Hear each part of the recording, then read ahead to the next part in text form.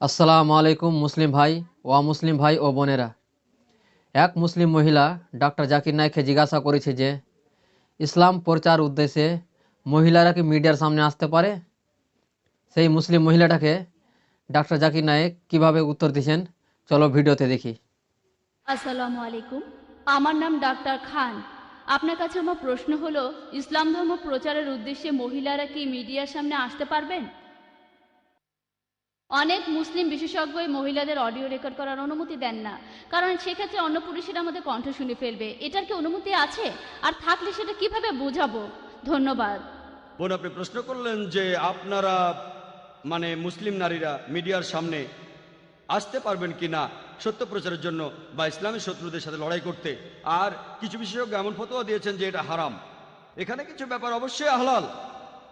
আপনি আর্টিকেল লিখতে পারেন, যেটাকে কোনো বিশেষজ্ঞই হারাম বলবেন না। আপনি আর্টিকেল লিখতে পারেন, হয়তো খবরের কাগজে অথবা ইন্টারনেটে। কিছু কিছু ক্ষেত্রে অবশ্যই অংশ নিতে পারেন, প্রিন্ট মিডিয়ায় অংশ নিতে পারেন। আর অডিও মিডিয়ার কথা যদি বলি, এটা নিয়ে মতভেদ আছে। কেউ বলেন পারবেন, কেউ বলেন পারবেন না।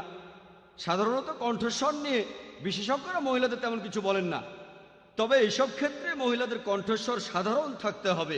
অডিও মিডিয়ার ক্ষেত্রে খেয়াল রাখবেন আপনার কণ্ঠস্বর যেন খুব বেশি ওঠানামা না করে, সে সময় খুব বেশি হাসাহাসিও করবেন না। বেশিরভাগ বিশেষজ্ঞ এমন ক্ষেত্রে অনুমতি দেন। এবার টেলিভিশনের সামনে আসা নিয়ে বলি, এখানেও বিশেষজ্ঞদের মধ্যে মতভেদ আছে যে বেশিরভাগ বিশেষজ্ঞই বলেন যে মহিলারা টেলিভিশনের সামনে আসতে পারবে না। অনেক বিশেষজ্ঞই বলেন যে মহিলারা যদি হিজাব পালন করে, যদি নিজের শরীর পুরোপুরি ঢেকে রাখে, শুধু মুখমণ্ডল আর কবজি পর্যন্ত হাত খোলা রাখে, এবং কণ্ঠস্বরে যদি উত্তেজক কিছু না থাকে, আর যদি শরিয়ার অন্য নিয়মগুলোও মানে, তাকে অনুমতি দেওয়া যেতে পারে।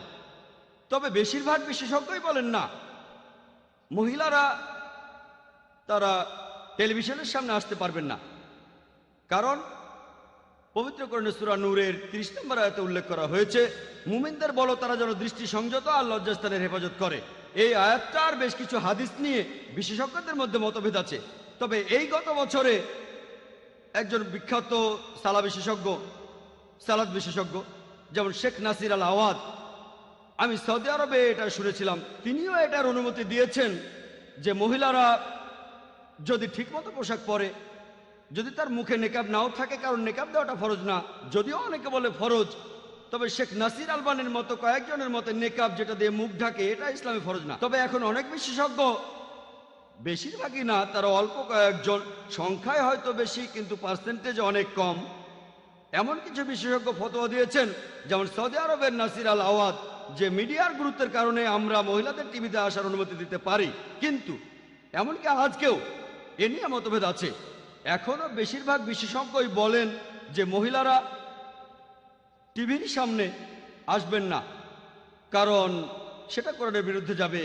সূরা নূরের 30 নম্বর আয়াতে উল্লেখ করা হয়েছে যে পুরুষরা তাদের দৃষ্টি সংযত করবে। মহিলাদের যদি টিভিতে দেখানো হয়, সেখানে অন্য পুরুষরা তাদের দেখতে পাবে, এজন্য মহিলাদের অনুমতি নেই।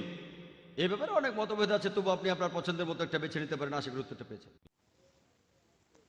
সেই মহিলাটাকে ডক্টর জাকির নায়েক খুব সুন্দরভাবে উত্তর দিয়েছেন। ভিডিও যদি ভালো লেগে থাকে লাইক সাবস্ক্রাইব করে দিবেন। আসসালামু আলাইকুম। আবার দেখা হবে পরের ভিডিওতে।